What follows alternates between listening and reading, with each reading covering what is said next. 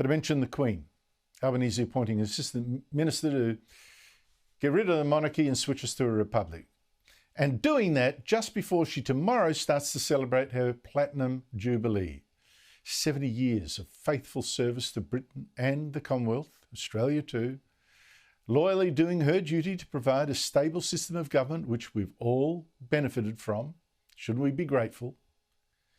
Well, Britain seems grateful enough. It's putting out the flags and the bunting for the big party, a celebration of nationalism that we sadly no longer have.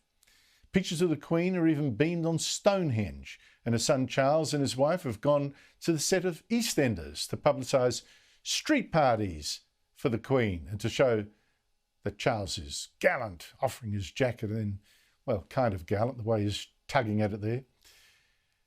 Joining me from London is Sky News foreign correspondent Annelise Nielsen. Annelise, great to see you again. Have you dared to tell anyone yet that Australia yesterday appointed a special assistant minister for making the Queen redundant in Australia a republic?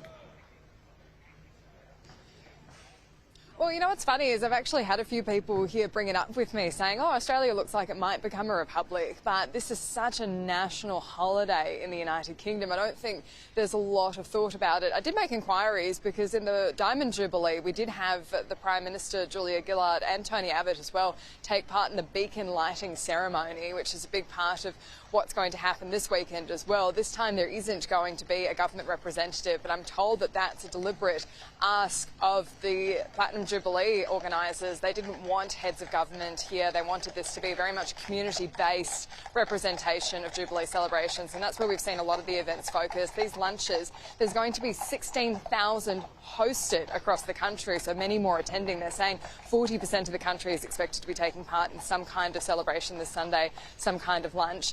And for a lot of Britons especially, this is a real moment of recovery after the pandemic. This is community after 2 years of really serious isolation and being quite scared of the future. There is this real sense of optimism here now. Well, you touch on a really interesting point. I wonder how Anthony Albanese is going to pay proper tribute to the Queen, who's been a magnificent servant of this country, when he's just appointed someone to get rid of her. Let's see how we can square that one. Now, but Annelise, I understand that Britons are in the mood for, a big party, as you say, lockdowns for so long, etc., etc. But I wonder, how much of this is focused on the Queen? Because she's had so many jubilees now. You mentioned the Diamond one, 50 years, 60 years, now 70. Is the enthusiasm for the monarch still high? The enthusiasm for the monarch is incredibly high. The enthusiasm for the monarchy might not be as enthusiastic, and that's where we've seen deliberate choices by the Queen in how this has played out. The first thing that's going to happen is the parade through the city, and that's going to have the balcony, and they're going to have all the working members of the royal family. Now, that's pretty obviously a deliberate move that they can politely exclude Harry and Meghan, who've come back to the UK for the first time since they stepped down as working royals in an official capacity. Harry's been back a couple of times on his own, and they came back in a personal capacity for a very short trip on the way to the Invictus Games. They were in London for just a few hours to come see the Queen. And then at the end of the 4-day weekend, there's going to be a balcony appearance. This hasn't been confirmed, but widely reported it's going to be the Queen and her 3 heirs, Charles, William and George. And that's a very distinct moment for the Queen to say, this is my legacy, this is me, and this is where she wants to try and transfer some of her personal popularity, because she is very popular. Even with the younger generations, recent surveys have showed there's been a resurgence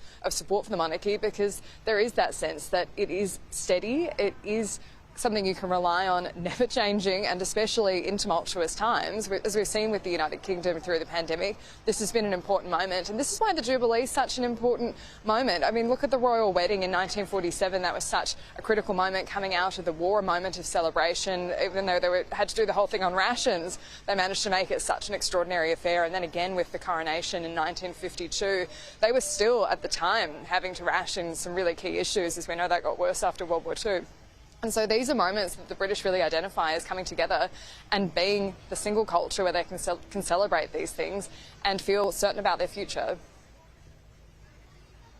Well, you mentioned Harry and Meghan Markle. I just wonder whether they're crashing the party because they want to get more footage, more material for their documentary that Netflix has paid them $100 million for, among other things that they want. and they still haven't produced. So we shall see what happens there. Annelise Nielsen, thank you so much for your time.